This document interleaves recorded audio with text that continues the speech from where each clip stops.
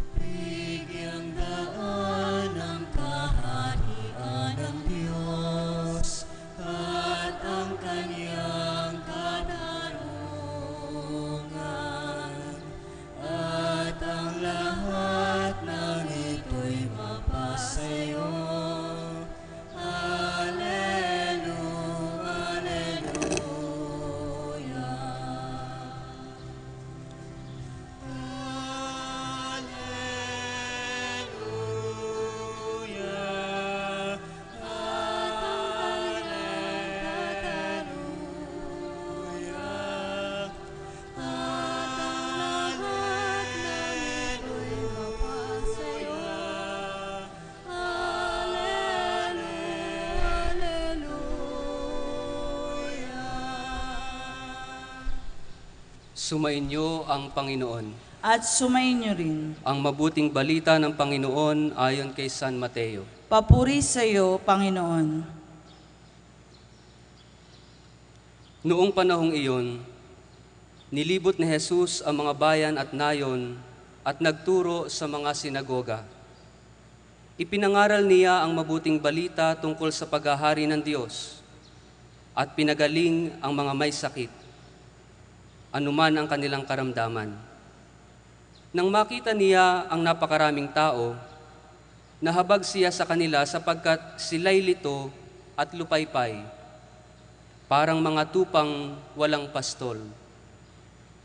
Kaya't sinabi niya sa kanyang mga alagad, "Sagana ang aanihin, ngunit kakaunti ang mag-aani.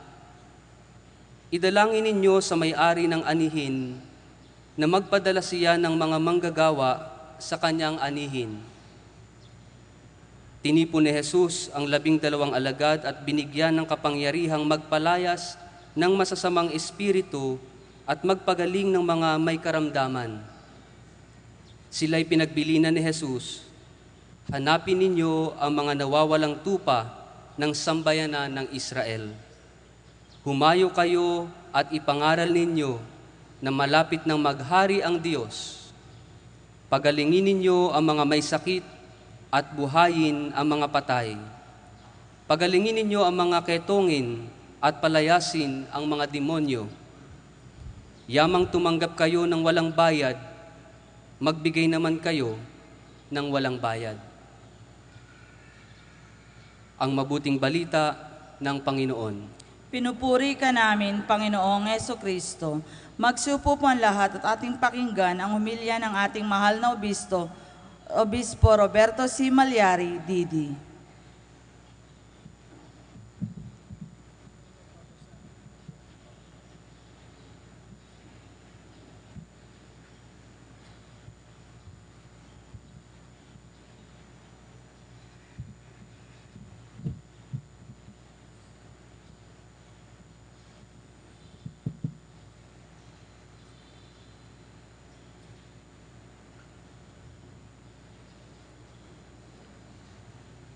Liham pastoral sa pagdiriwang ng ordinasyon bilang obispo ni Reverendo Padre Narciso V. Avellana, MSc,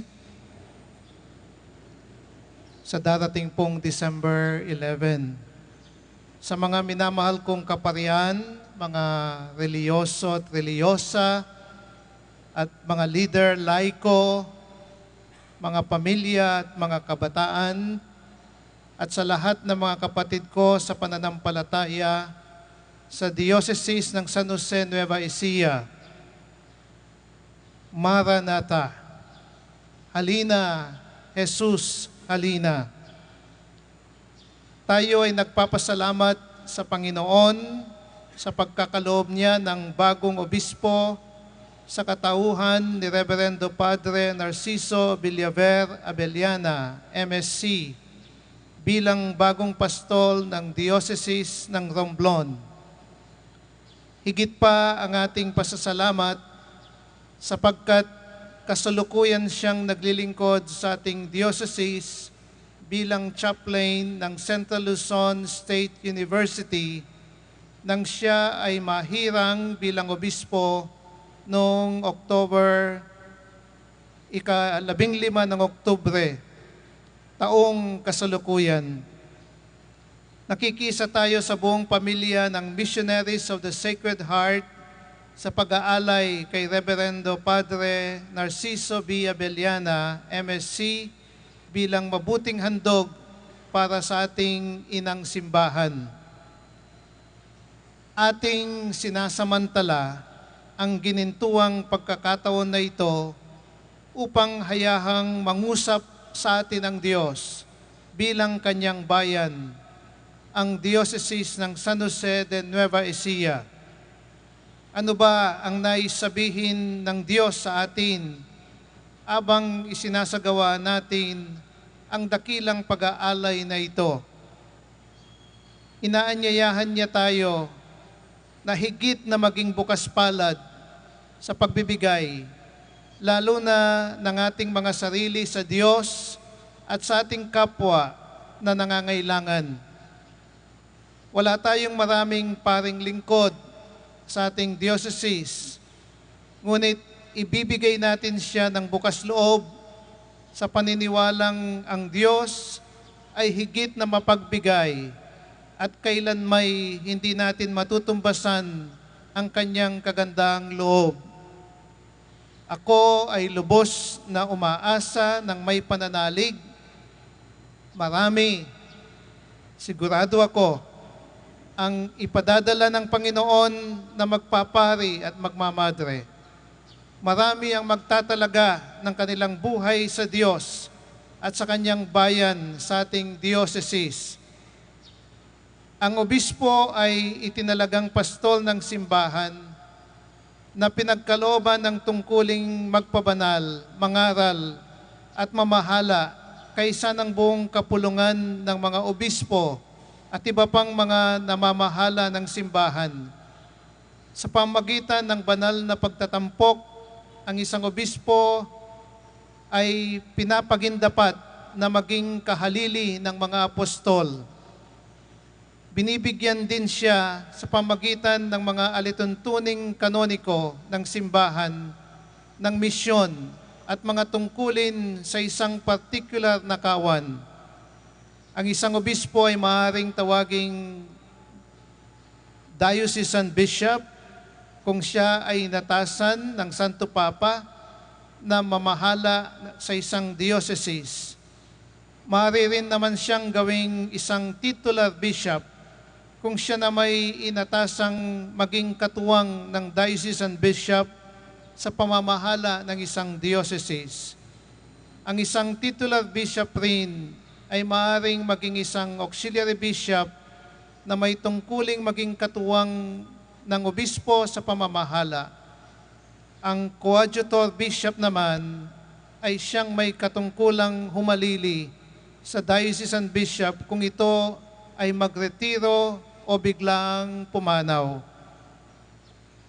Si Padre Narciso Abellana ay nahalal na maging diocesan bishop ng Diocese ng Romblon.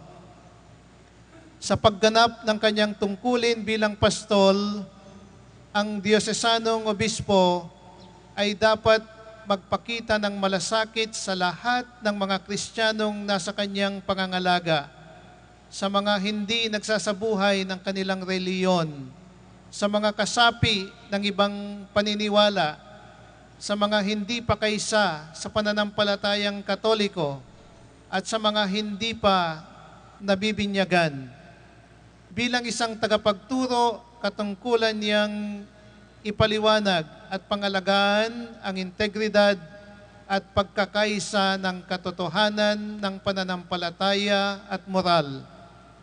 Bilang isang tagapagbanal naman, ay mayroon siyang isang natatanging tungkulin na ipalaganap ang kabanalan ng mga mananampalatayang Kristiyano sa kanyang nasasakupang simbahan sa pamagitan ng pagiging halimbawa ng kabanalan at pagkakawang gawa, kababaang loob, kapayakan ng pamumuhay, at sa pamagitan ng pagsisiguro ng kabanalan sa mga sakramento at sa malalim na pangunawa at pagsasabuhay ng misteryo Pascual.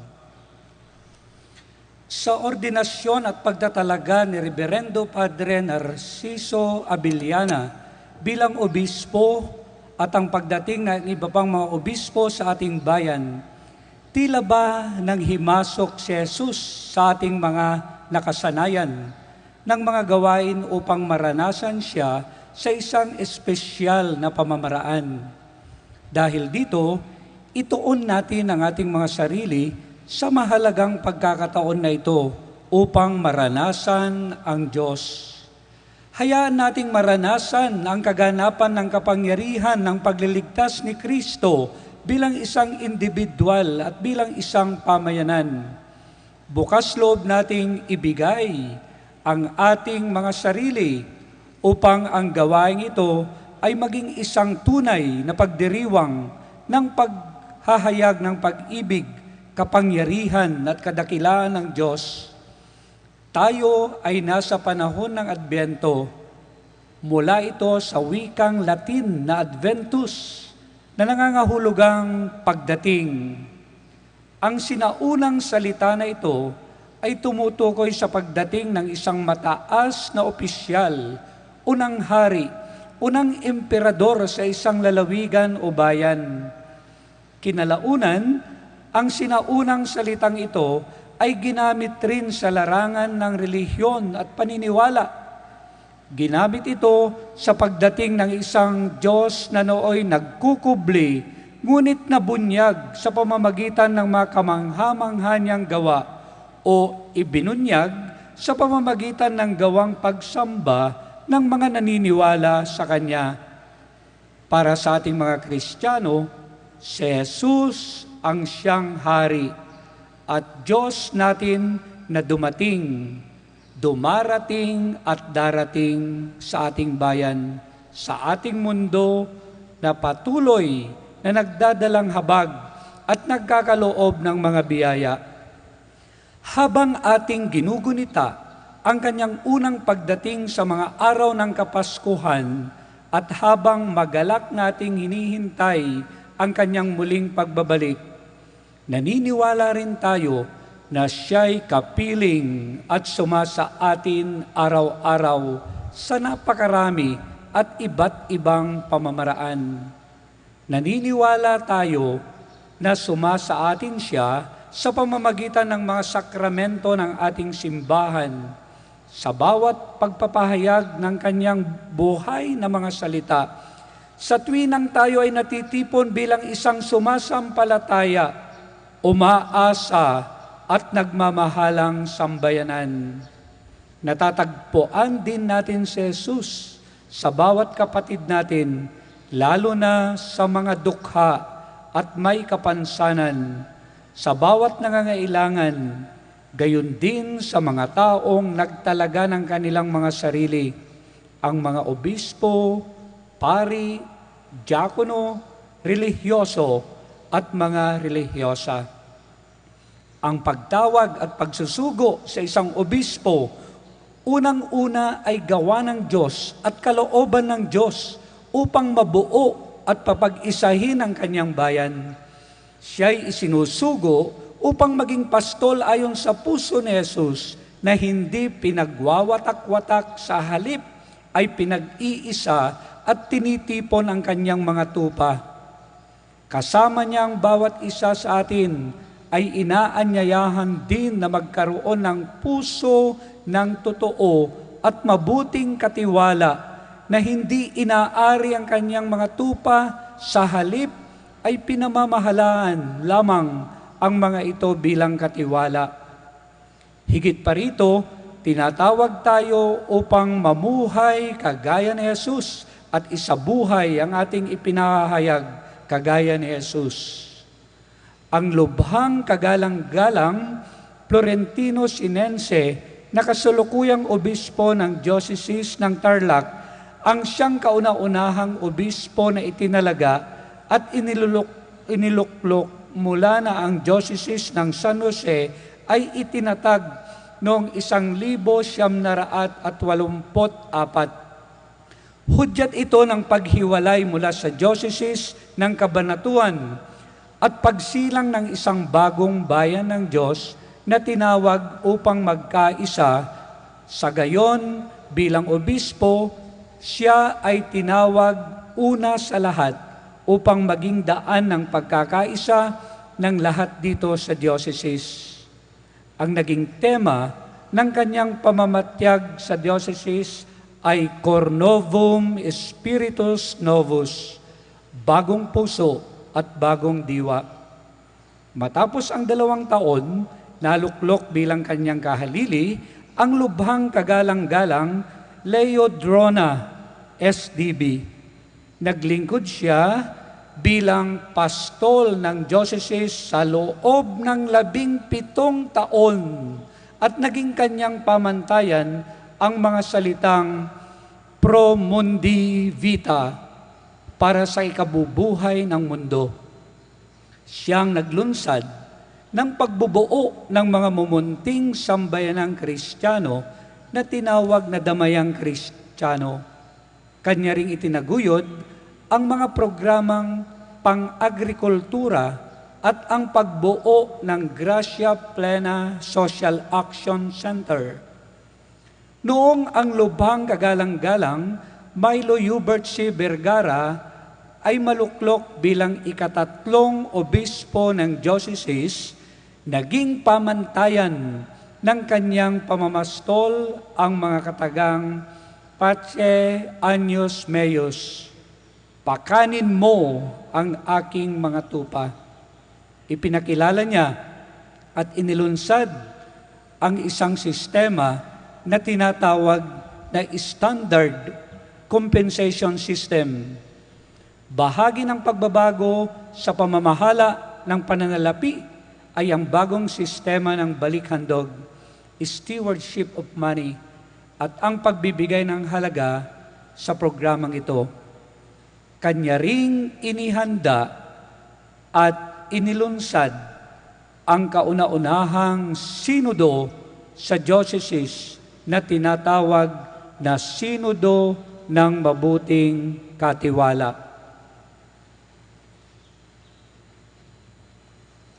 Noong 10 ng Hulyo 2012 ay naluklok ako bilang ika-4 na obispo ng Diocese ng San Jose. Baon ko sa pag-uumpisa ng aking paglilingkod bilang inyong pastol ang aking motto na In Manus Tuas. Sa kamay ng ating Panginoon, inihahabilin ko ang lahat ng mga araw ng aking paglilingkod sa Diocese ng San Jose. Nawa ang mga taong ito ay maging mabunga at magbigay ng kadakilaan sa ating Diyos.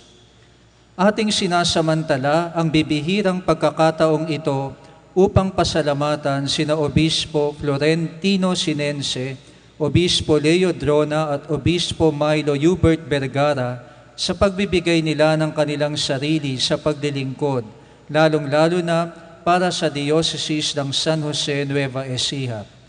Ako, nakasalukuyang pastol ng kawa na ito, ang siyang umaani ng mabubuting bunga ng mga binhing kanilang itinanim. Patuloy po ninyo kaming ipagdasal upang sa kabila ng aming mga limitasyon at kahinaan ay patuloy kaming maging mabisa na tumutugon sa misyon na ipinagkatiwala sa amin ng Panginoon.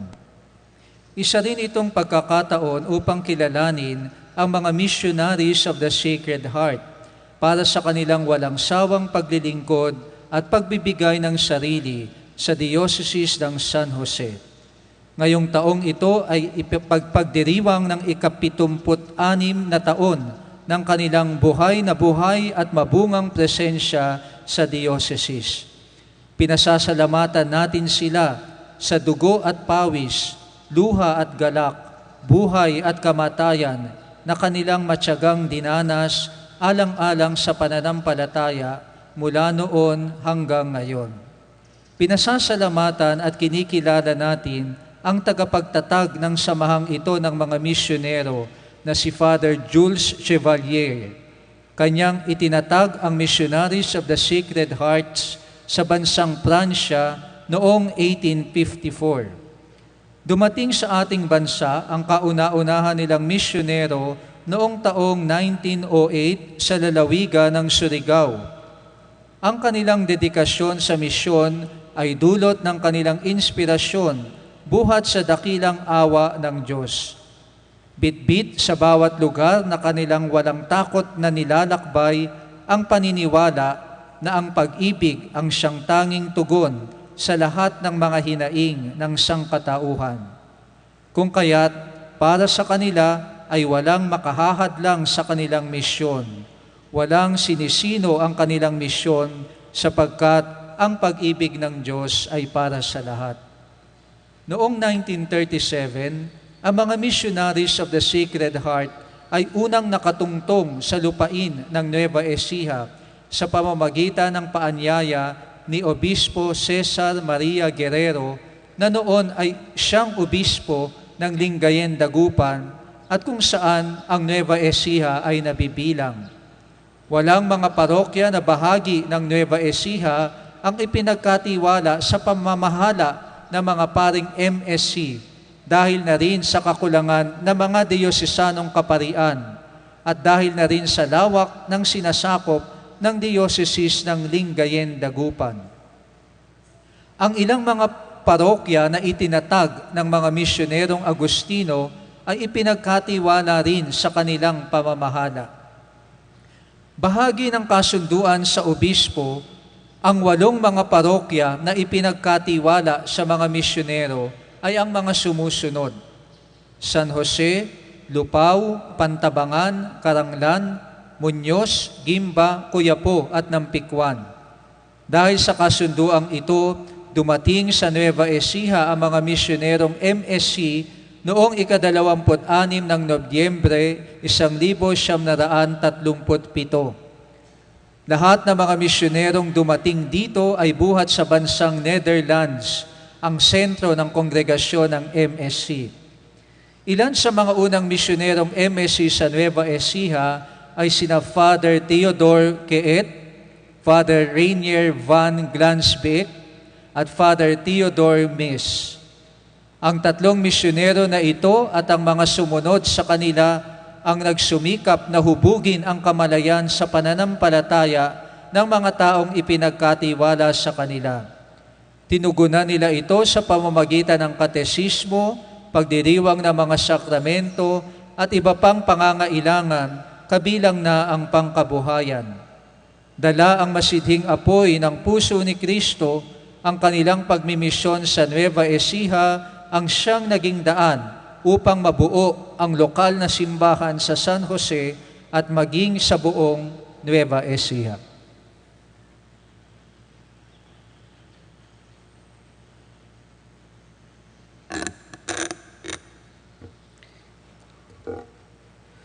Noong sumiklab ang ikalawang digmaang pandaigdig, noong 8 ng Disyembre 1941, karamihan sa mga misyonero ay nakiisa sa mga tao sa paghahanap ng ligtas na kanlungan at tanggulan. Dahil sa karamihan sa mga misyonero ay banyaga, tinawag silang mga hostile aliens, kung kaya't sila'y pinagdadakip at ikinulong sa kampo sa Los Baños, Laguna. Noong ika-25 ng Pebrero, 1945, nagapi ang mga sundalong Amerikano sa pangunguna ni General Douglas MacArthur ang mga Hapon, kaya't napalaya ang mga bihag ng digmaan, kabilang na ang mga misyonerong banyaga. Nagbalik sila sa Nueva Ecija upang muling itayo ang mga nawasak ng digmaan, kabilang na ang simbahan ng San Jose na kauna-unahan nilang naitayo.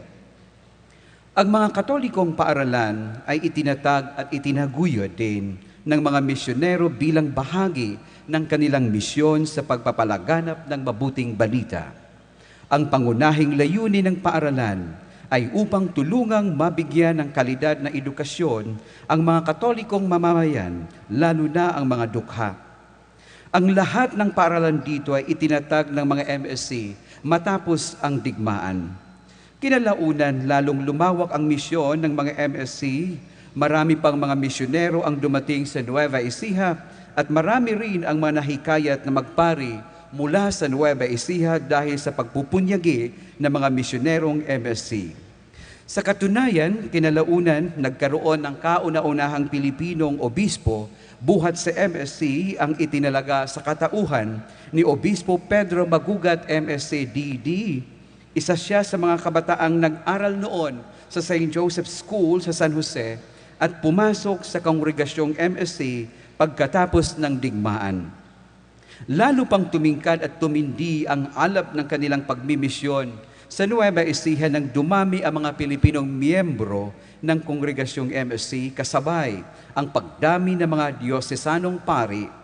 Kaya't noong 14 ng Hulyo, 1984, nilikha ang diocese ng San Jose, Nueva Ecija. Ngayon, puno ng sidhi ng magmisyon, ang mga hamon at pananagutan ng misyon ay patuloy na isinasaalang-alang ng diocese ng San Jose.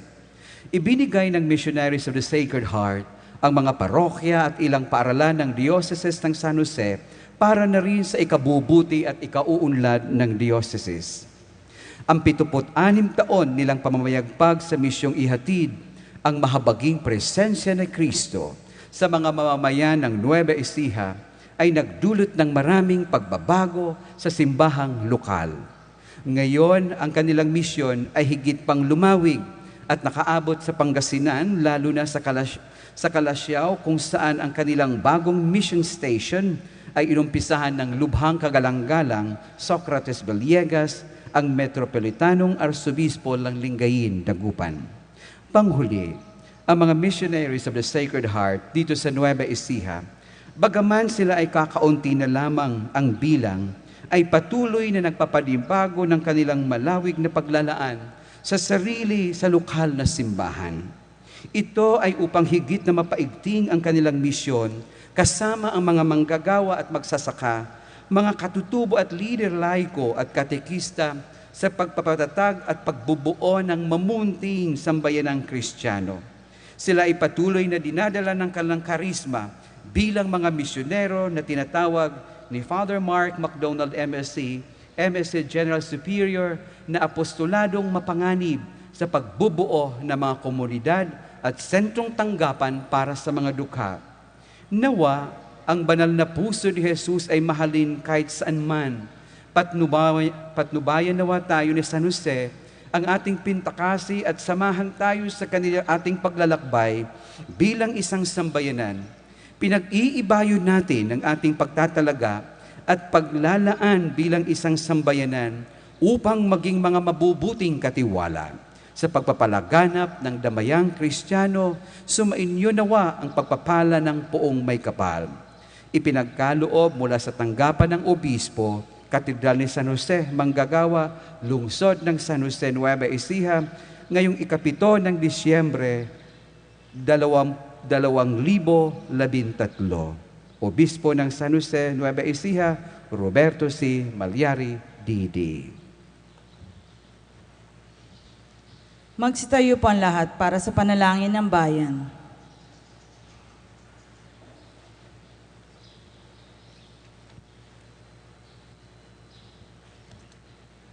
Ang Panginoong Diyos, ang ating kaligtasan, siya ang nag-alay ng kanyang anak upang matubos tayo sa ating mga kasalanan. Taglay ng pagpapakumbaba at pasasalamat, manalangin tayo sa Kanya. Ang ating pong itutugon, Panginoon, dinggin mo ang iyong bayan. Ulitin po natin.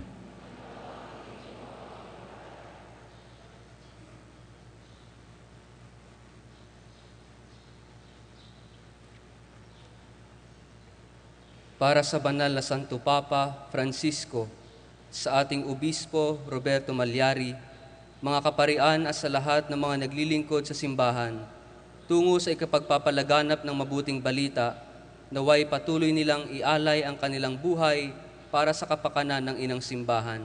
Manalangin tayo sa Panginoon. Panginoon, dinggin mo ang iyong bayan.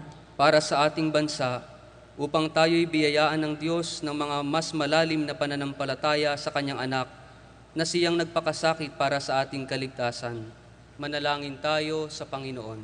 Panginoon, dinggin mo ang iyong bayan. Para sa mga nagdurusa, lalong-lalo na ang mga may sakit, upang madama nila na sila ay nakikibahagi sa pagpapakasakit ni Kristo. Manalangin tayo sa Panginoon. Panginoon, dinggin mo ang iyong bayan. Para sa ating lahat na inaanyayahan ni Jesus na makibahagi sa kanyang katawan at dugo, upang tayo'y matipon at mabuo bilang isang sambayan ng nagmamahalan at nagbibigayan. Manalangin tayo sa Panginoon. Panginoon, dinggin mo ang iyong bayan. Tahimik na ipahayag natin ang ating sariling mga kahilingan. O Panginoong Diyos, isinilang ang iyong anak at ang kaligtasan para sa aming lahat. Naway matuto kaming mag-alay din ng aming sarili sa aming kapwa at sa iyo, mapagmahal naming Ama. Inihiling namin ito sa pamagitan ni Jesus naming Panginoon. Amen. Magsupo po ang lahat at sumabay po tayo sa awit ng pag-aalay.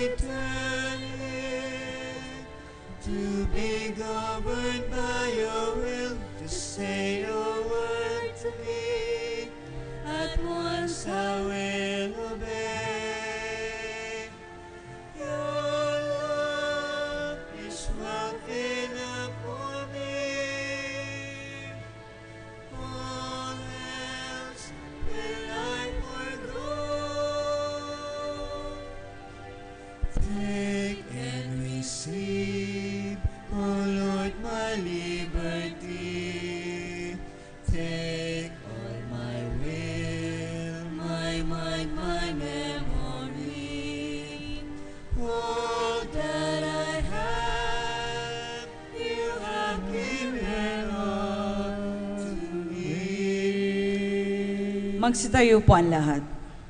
Manalangin kayo mga kapatid upang ang paghahain natin ay kalugdan ng Diyos amang makapangyarihan. Tanggapin nawa ng Panginoon itong paghahain sa iyong mga kamay, sa kapurihan niya at karangalan, sa ating kapakinabangan at sa buong sambayanan niyang banal.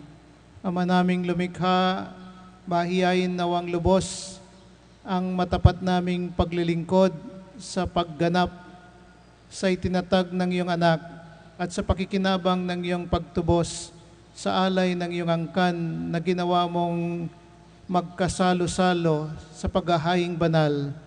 Ipagkaloob mong ang kaganapan nito ay aming makamtan sa pamagitan ni Jesucristo kasama ng Espiritu Santo magpasawalang hanggan. Amen. Sumainyo ang Panginoon. At sumainyo rin. Itaas sa Diyos ang inyong puso't diwa. Tinaas na namin sa Panginoon. Pasalamatan natin ang Panginoong ating Diyos. Marapat na siya ay pasalamatan. Ama naming makapangyarihan, tunay ngang marapat na ikaw ay aming pasalamatan.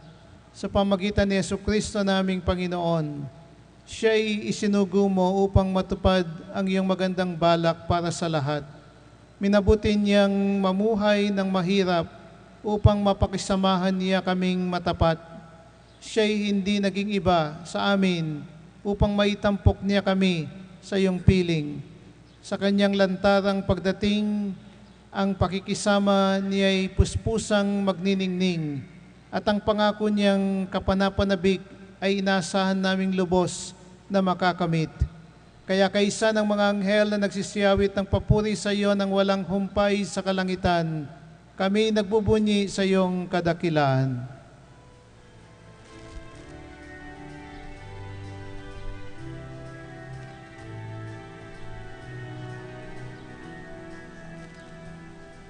Santo, Santo, Santo,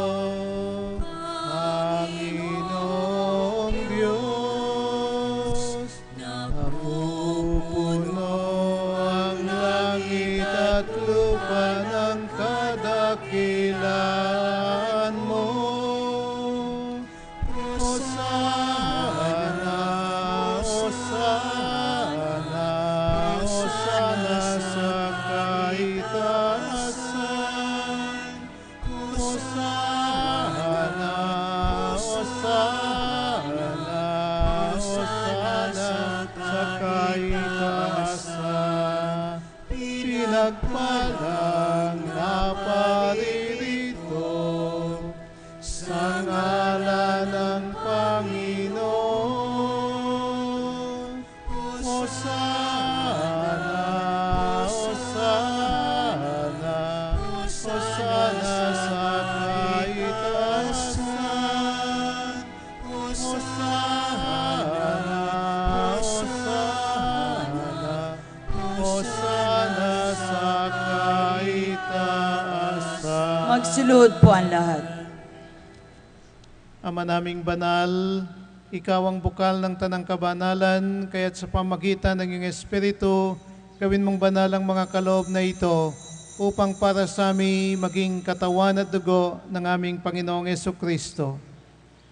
Bago niya pinagtiis ang kusang loob na maging handog, hinawakan niya ang tinapay, pinasalamatan kanya, pinaghati-hati niya yon, iniabot sa kanyang mga alagad at sinabi, tanggapin ninyong lahat ito at kanin. Ito ang aking katawan na ihahandog para sa inyo.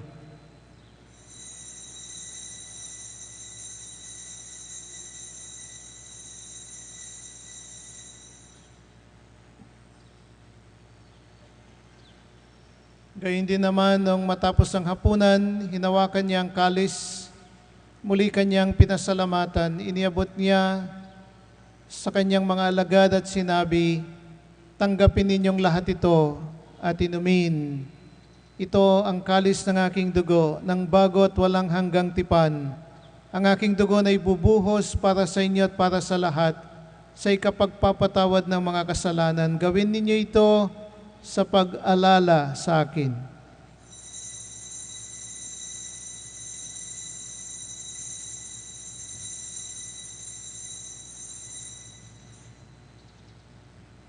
Magsitayo po ang lahat. Ipagbunyi natin ang misteryo ng ating pananampalataya. si Kristo Kristo'y namatay, si Kristo'y nabuhay, si Kristo'y babalik sa wakas ng panahon. Ama, ginagawa namin ngayon ang pag-alala sa pagkamatay at muling pagkabuhay ng iyong anak. Kaya't iniaalay namin sa iyo ang tinapay na nagbibigay buhay at ang kalis na nagkakaloob ng kaligtasan. Kami nagpapasalamat dahil kami yung minarapat na tumayo sa harap mo para maglingkod sa iyo. Sinasamo namin kaming magsasalo-salo sa katawan at dugo ni Kristo ay mabuklod sa pagkakaisa sa pamagitan ng Espiritu Santo. Ama, lingapin mo ang iyong simbahang laganap sa buong daigdig.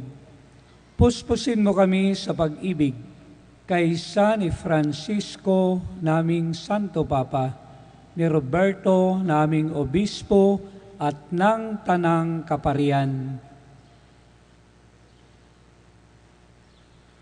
Alalahanin mo rin ang mga kapatid naming nahimlay ng may pag-asang sila'y muling mabubuhay. Gayon din ang lahat ng mga pumanaw. Kaawaan mo sila at patuloyin sa iyong kaliwanagan.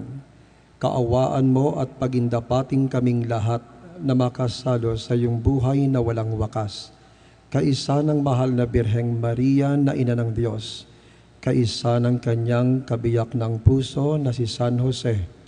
Ng mga apostol, gayon din ang lahat ng mga banal na namuhay dito sa daigdig ng kalugod-lugod sa iyo.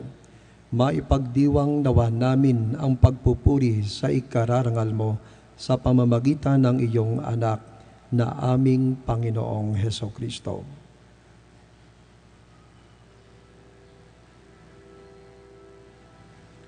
Sa pamamagitan ni Kristo, kasama niya at sa Kanya, ang lahat ng parangal at papuri ay sa iyo, Diyos Ama, makapangyarihan, kasama ng Espiritu Santo, magpasawalang hanggan.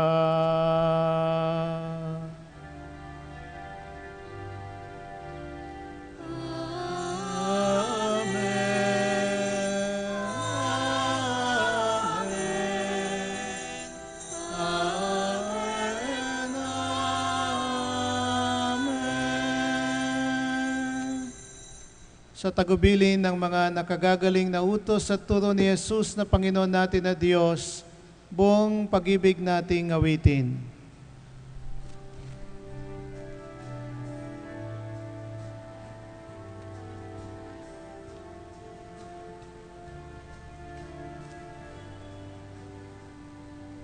Ama namin, sumasalangit ka, sambahin ang ngalan mo, mapasa amin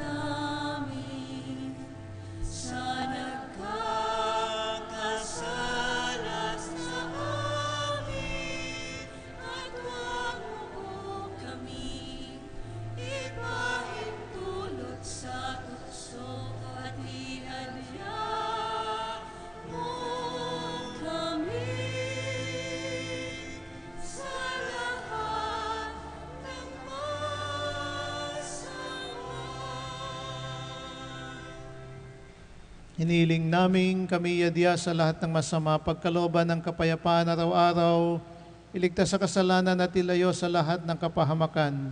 Samantalang aming pinananabikan ang dakilang araw ng pagpapahayag ng tagapagligtas naming si Jesucristo. At sa'yo ang mula ang kaharian at kapangyarihan at karuwalhatian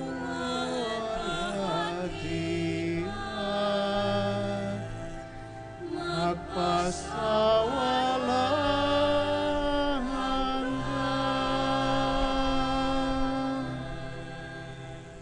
Panginoong Jesucristo, sinabi mo sa iyong mga apostol, kapayapaan ang iniiwan ko sa inyo. Ang aking kapayapaan ang ibinibigay ko sa inyo at tunghayan mo ang aming pananampalataya at huwag ang aming mga pagkakasala. Pagkalooban mo kami ng kapayapaan at pagkakaisa ayon sa iyong kalooban kasama ng Espiritu Santo magpasawalang hanggan. Amen. Ang kapayapaan ng Panginoon ay laging sumainyo. At sumainyo rin. May galak sa ating mga puso, magbigayan tayo at maghangad ng kapayapaan sa isa't isa.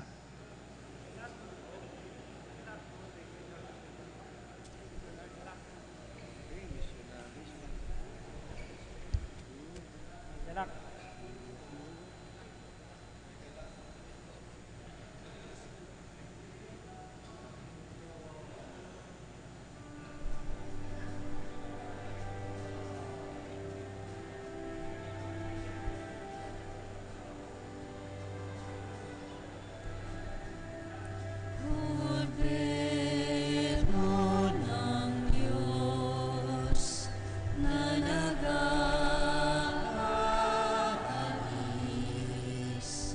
ng mga kasalanan ng sanlibutan, maawa ka sa amin. Maawa ka sa amin. Kordero ng Diyos na nag-aalis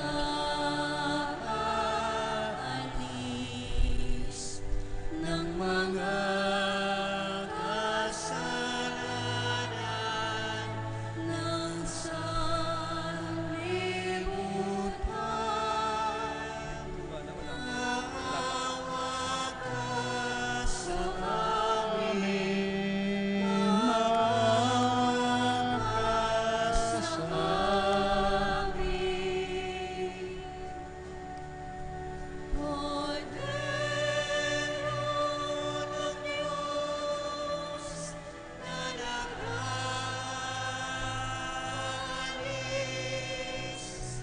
ng mga kasalanan ng sanlibutan, ipagkaloob mo sa amin ang kapayapaan. Magsiluhod po ang lahat.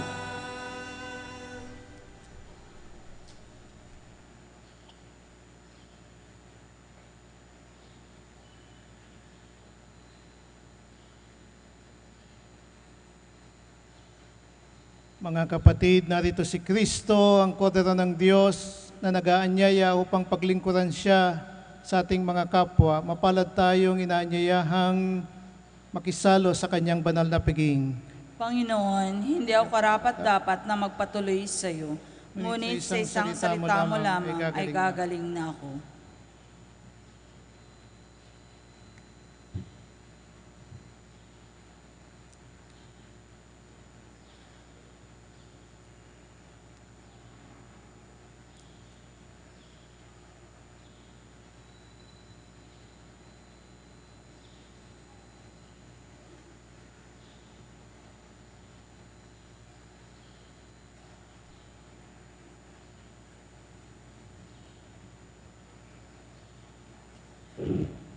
Magsiupo po ang lahat at pumila po lamang ng maayos para sa komunyon.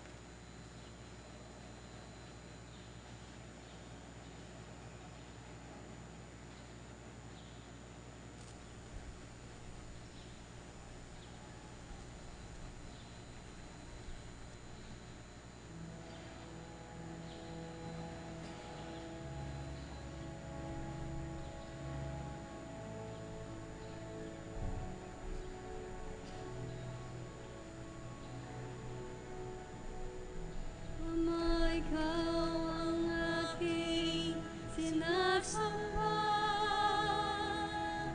Pinupuri na walang hanggan.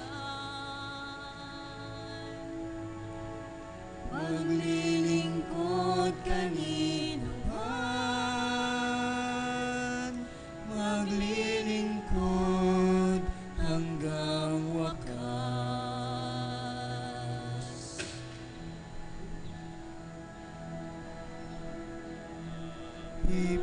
Ibiguin sa tangi kong panalangin.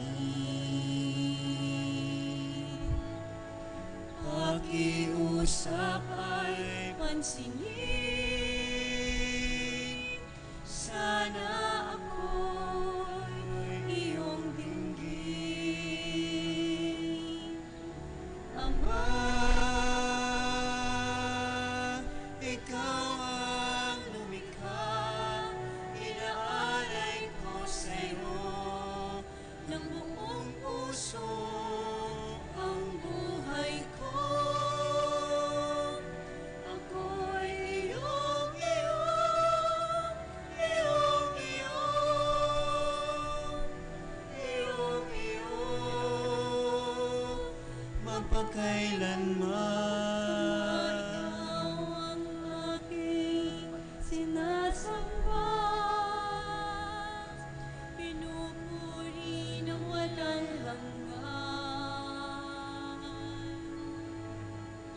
Maglilingkod kanino man, maglilingkod hanggang wakas.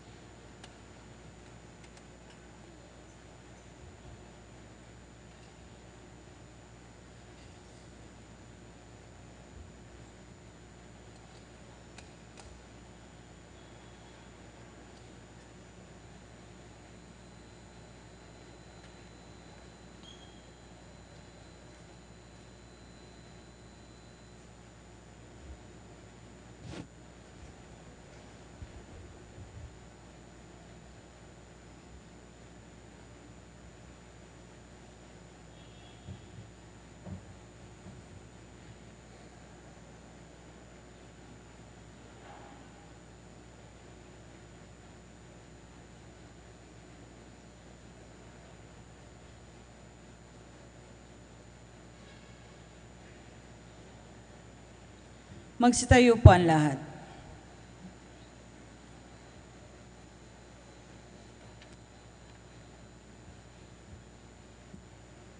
Manalangin tayo.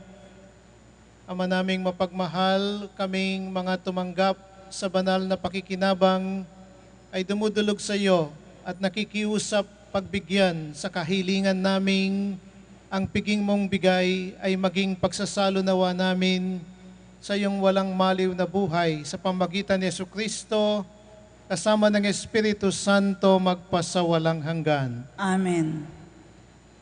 Magsiupo po ang lahat.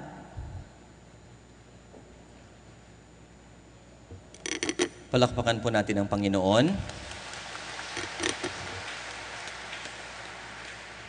Muli po pinapaalala sa lahat na tayo po ay malugod na inaanyayahan dumalo at saksihan ang ang ordination po ni Bishop-elect Narciso Abellana, MSc, sa December 11 po sa ganap na ika-9 na umaga dito po sa Katedral ni San Jose, sa ating pong katedral.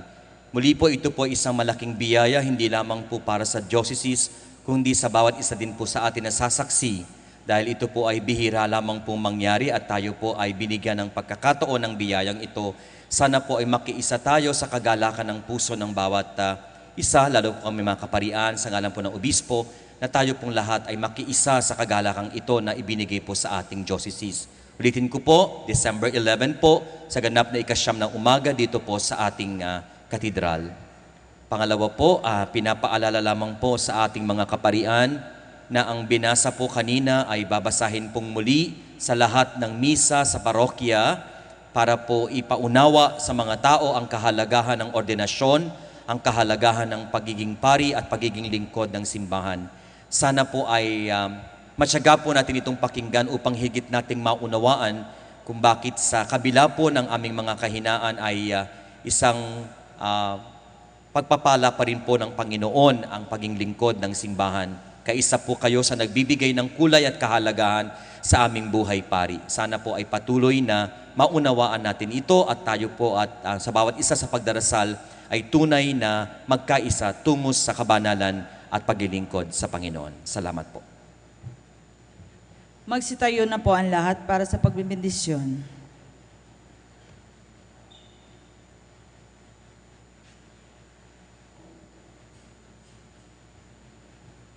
Sumayin niyo ang Panginoon. At sumayin niyo rin.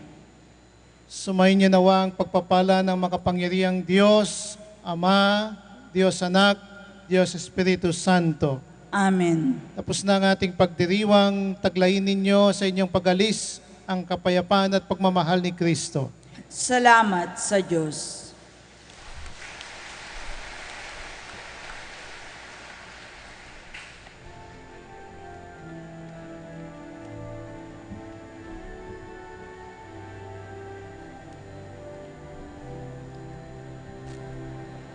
Walang araw ang liwanag, matatanaw ng bulan, ang